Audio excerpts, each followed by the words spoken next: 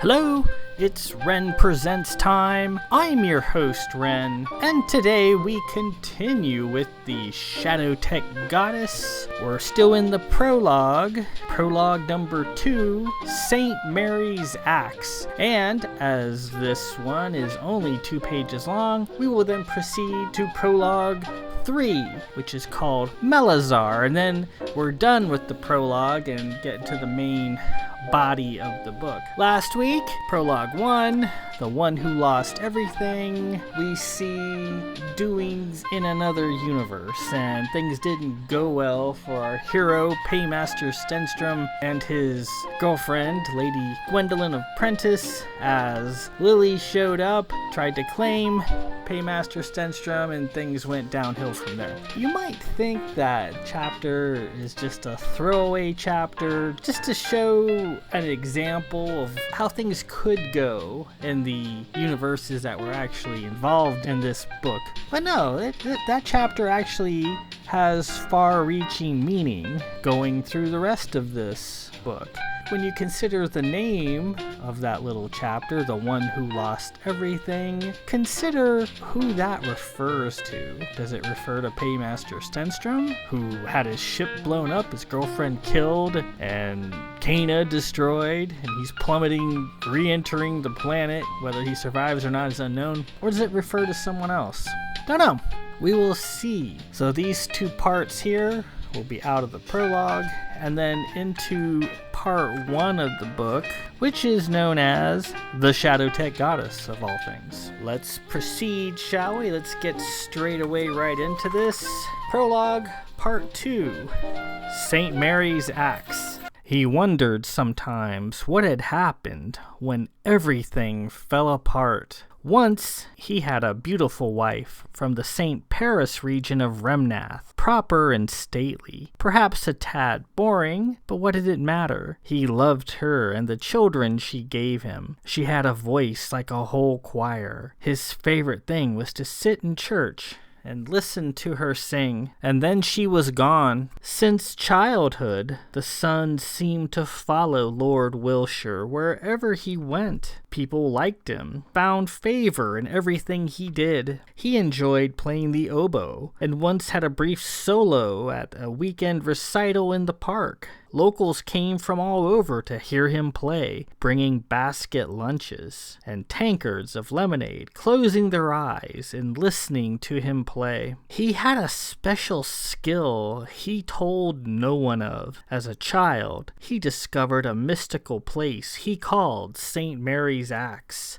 because it looked like the old axe gallery in St. Mary's Manor, his home. St. Mary's Axe came to him at the oddest of times. At first it frightened him, since nobody else seemed to have this ability. Eventually, he learned to call St. Mary's Axe to him whenever he wished. To enter, all he had to do was touch the gem-like key, and it would open up into a passage going left and right. If he went left, he could venture to faraway places, magical places, that he sometimes spent days exploring. To the right was a lair of a dark and terrifying creature he wanted to avoid. And then he grew into young manhood and joined the Stellar Fleet, standing at the comm station of a fine warbird, the Venator. At the terrible Battle of Merendra I, he leapt from his station and manned the helm when the helmsman was killed. He was praised as a hero and given the command chair of a Sprint-class ship, and he had a blue-haired first officer from Famora. Surely he would soon move on to the command of a full-size warbird. The star that had followed him since childhood rose even higher. And then his wife was gone, killed while visiting friends in Xenon. An accident, they said, and everything fell apart. The light that had followed him his whole life dulled, obscured by madness and despair. He became estranged from his children, from his friends, and he squandered his house fortune. In desperation, he thought to use St. Mary's Axe in an attempt to recover his wife's soul, he wandered St. Mary's Axe for an uncounted length of time, drifting through the corridor, looking for his wife. And somewhere in that time of sadness and grief, he encountered the Shadowtech goddess. He saw a lone figure in black coming toward him from the right-hand corridor. She wore a featureless helmet, floating like a buoy in a sea of darkness. A cloud of fear swirled around her, and he groveled at her feet. The Shadowtech goddess removed her helmet, revealing a face of wondrous beauty. She took him by the hand and led him through dead fields and dark meadows,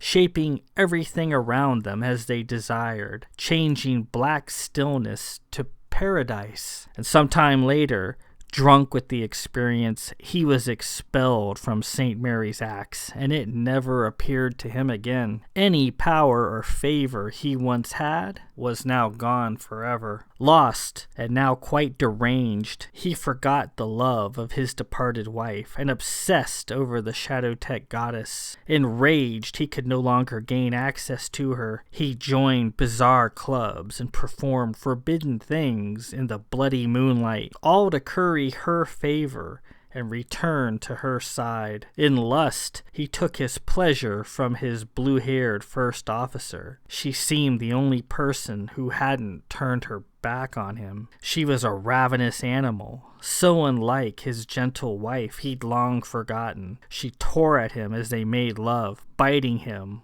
bloodying him, sinking him like a carnal anchor to the bottom of a sea of delirium. He took her to his clubs and shared her with the membership. Straps and scourges, she endured it all. Anything he had to do to get back to St. Mary's Axe and the dark woman residing within. And with that pleasant note, we conclude Prologue Part 2, St. Mary's Axe. And as with the first part of the prologue, this has legs farther into the story. We talk about a place that whoever this person is, called St. Mary's Axe, and it's actually a place that we will come to know as the Hall of Mirrors. If you read or listened to the cat readings, you remember Aram and Alesta traveling to various places through the Hall of Mirrors. That is what his place is. The place he called St. Mary's Axe is the Hall of Mirrors. And what it is it's a median point between universes. It's a place that's nowhere and everywhere at the same time. And through it, you can get from universe A to universe B, but there are various arcane safeguards in place to prevent the random passage of people through. Some people spend a lot of time in the Hall of Mirrors and never know it, and they're gifted with certain insights, or maybe cursed as well, depending on how you look at it. There's a very specific geometry to the Hall of Mirrors, as we'll learn later on in the story. It has two distinct parts. It has what's known as the Hall of Mundane, which is where you came from, and that's the safe part of the Hall of Mirrors. And it ends up it dead ends to another hall that runs left and right from the Hall of Mundane, and that's known as the Hall of Possibilities, and that's the dangerous hall. If you travel to the left, you'll see like a distant light, and as you get nearer and nearer to it, then that's the next universe. That's how you traverse from one universe to the next. Think of it like the little pressure hatch between two cars on a train. That's basically what the Hall of Mirrors is. If you go to the right, that is the lair of the Shadowtech goddess, this mythical being, this all-powerful being, a destroyer of universes, of worlds, and of people. And if you spend too much time in the Hall of Mirrors, she's sort of like a watchdog, and she'll be stirred up and she will destroy you. Well, this person, whoever he is, apparently meets the Shadowtech goddess in his wanderings through St. Mary's Axe and falls in love with her, and he's determined to get back to her no matter what. Again, kind of odd, sort of lays the groundwork for this place known as the Hall of Mirrors and the whole topic of extraplanar entities, which we'll get into later in the book. Now then, we move on to the final part of the prologue. Part 3, Melazarr, which is kind of daffy now that I look back on it, but it's fun, and once again, the things that happen in this chapter reach farther into the book, and they'll make more sense later on. So let's knock this out. Prologue, Part 3, Melazarr. Melazarr was thrown down to the forest floor in her lacy wire gown by the chanting people dressed in brown robes. She was wearing her usual karatina, an unusual harness of swirling black metal with sharpened points around her torso. The people who carried her out of the restaurant and into the woods cut their fingers on it, for which they ceaselessly complained. If she hadn't been playing dead, she would have cursed them out. Ah, shut it, will you? Try wearing one of these things for creation's sake. The situation was quite interesting. They seemed intent on killing her. So perhaps the evening wasn't a total loss. Earlier in the evening, the handsome but rather stuffy gentleman she'd had dinner with in Bergen had plied her with a vast amount of wine, obviously wanting to intoxicate her. Melazarr, however, was no stranger to wine, and it would take more than the cheap Boran grape he served to put her on the floor.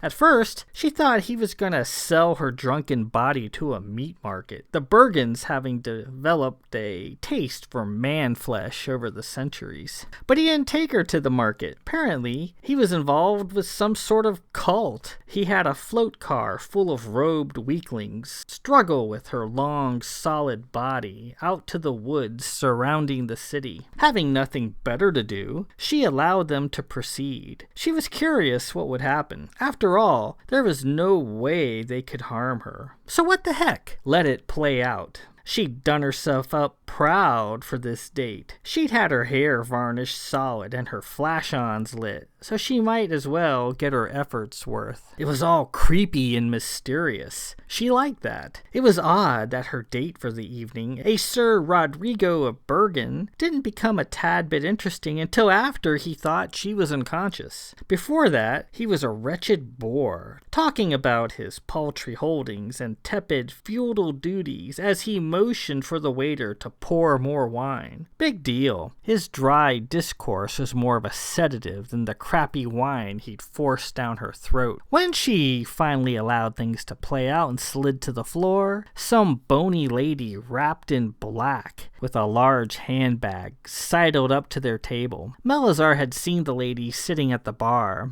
obviously watching them, draining her glass and then shaking it for more. She wasn't sure if the lady was Rodrigo's wife, mother, or concubine. Rodrigo said a few things to the lady, and she left to get the grunts, who then appeared in droves, manhandling Melazarr out from under the table. She wasn't surprised that nobody in the restaurant made a move to help her or inquire as to what was going on. Bergen wasn't much of a place for great character. The other diners doggedly stuck to their meals. They didn't even rubberneck to watch the spectacle unfold. The cultist carried her by the legs and by the shoulders, her rump close to dragging on the woodsy ground as they stumbled along. They complained bitterly that she was so heavy, and they nearly dropped her once or twice, their robed heads knocking into one another as they struggled over the uneven footing. "This fat cow will be the death of us," one of them said. She took exception to that. There was no fat on her. She was all muscle. She felt like kicking loose and fighting them, but she kept still.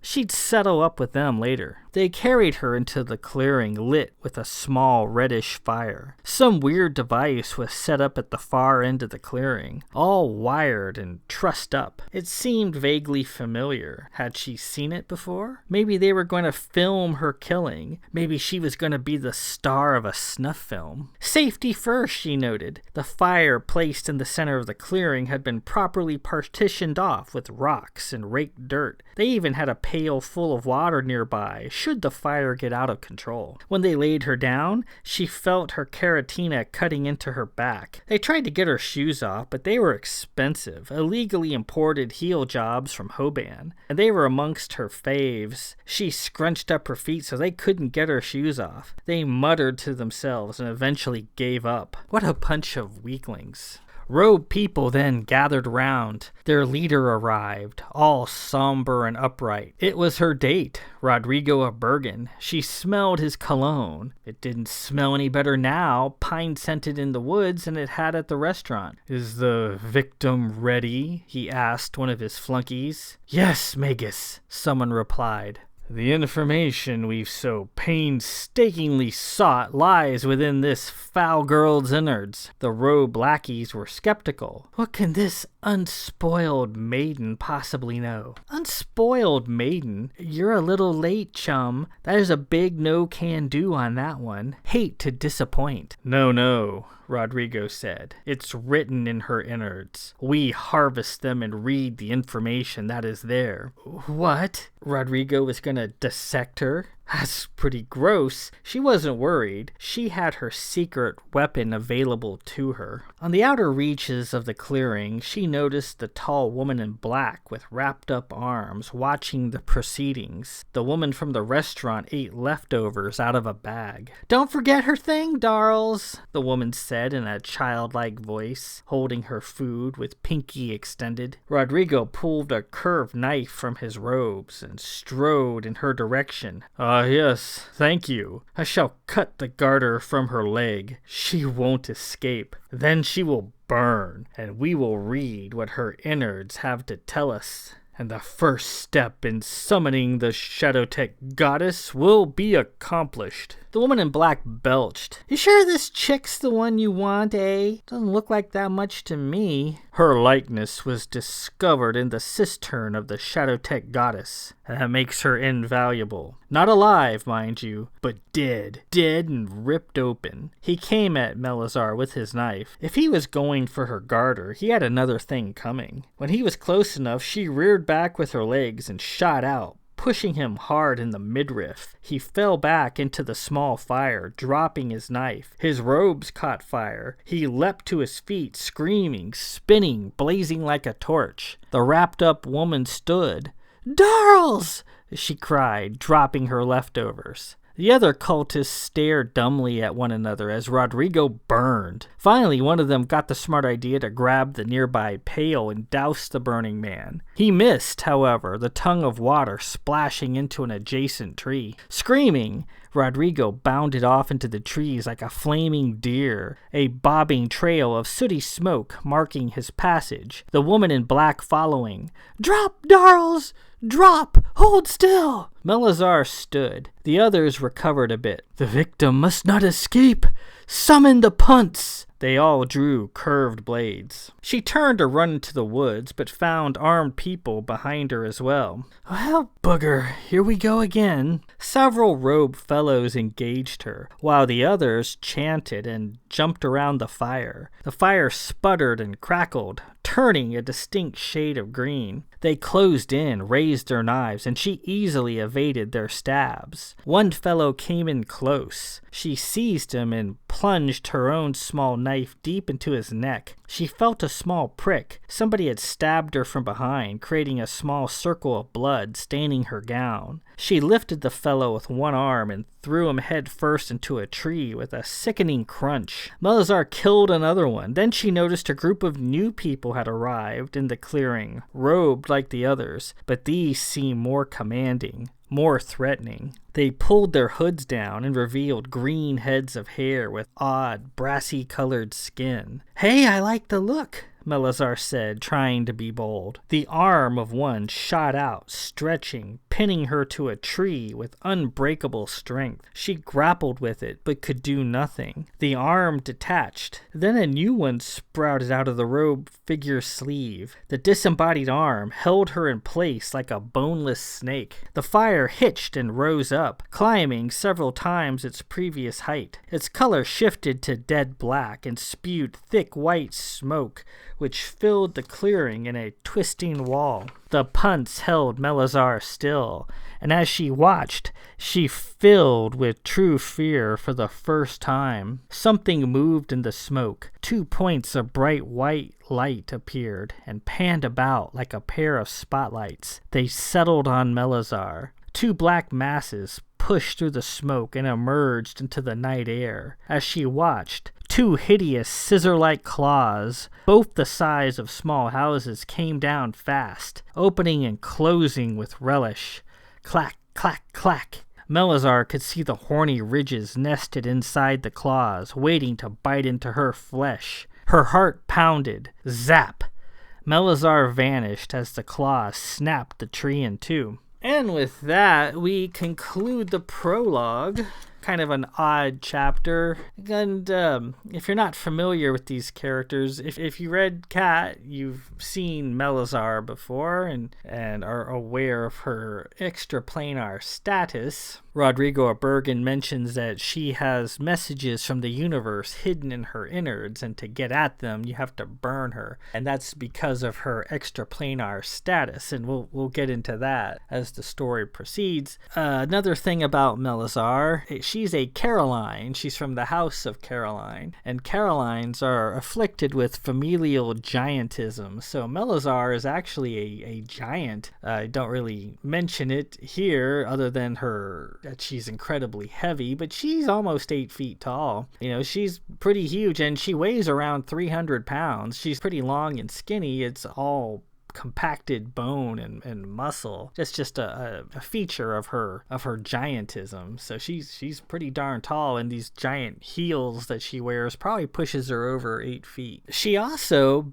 being a Caroline, the House of Caroline has its Los Capricos weapon. All the households in my League of Elder world have what's called the Los Capricos weapon, the weapon of the house, and they're all unique, and some of them are pretty weird. And the Carolines is unique. It's known as the Very Merry, and it's a garter belt. And some of these weapons are gender specific. Some are for men, some are for women. In this case, for the Carolines, it's for a woman. And the Very Merry is a garter belt that they wear on their leg. And whenever they happen to fall into danger, as Melazarr was in considerable danger just now, the Very Merry zaps them away at just the last moment to their familial manor grounds, which is across the universe on Cana in the old House of Caroline ruins. She falls into danger, and as at the last moment, the Very Merry gets her out of there, and she'll reappear back on Cana in her ancestral grounds. And as we'll see, there is a fad that has developed where young gentlemen will go out to the ruins of the House of Caroline and sit there in the moonlight, and they'll have flowers and candy and whatnot with them, hoping that a woman will just appear out of nowhere. And as we see, because of this Very Merry, that sometimes happens. Sometimes a lady just poof appears from nowhere. But we'll get into all that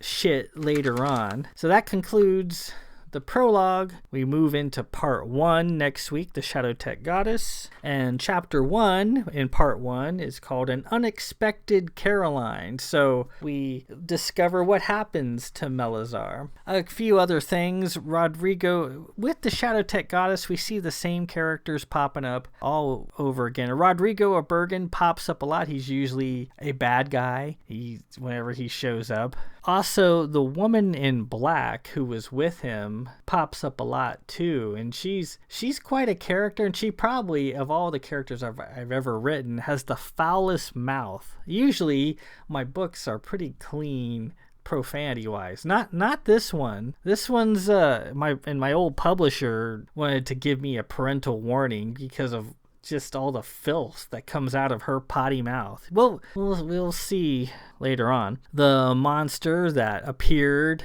from the smoke is a monster known as the Clacker, and you see that every so often. It's a summoned creature, a demon that the Nillists of Punt, which is who they were, tend to make use of. They summon it, and it does their bidding, and then it returns to wherever, and it's pretty powerful. And that's the Clacker. And if you read Cat or listened to Cat, you know exactly who the Clacker is, what the identity of this demon is, and what its fate is. But it's another story. Anywho, that concludes the reading for this week. Next week, Part 1, Chapter 1, An Unexpected Caroline. Until then, this is Ren Presents. I'm your host, Ren. Peace out.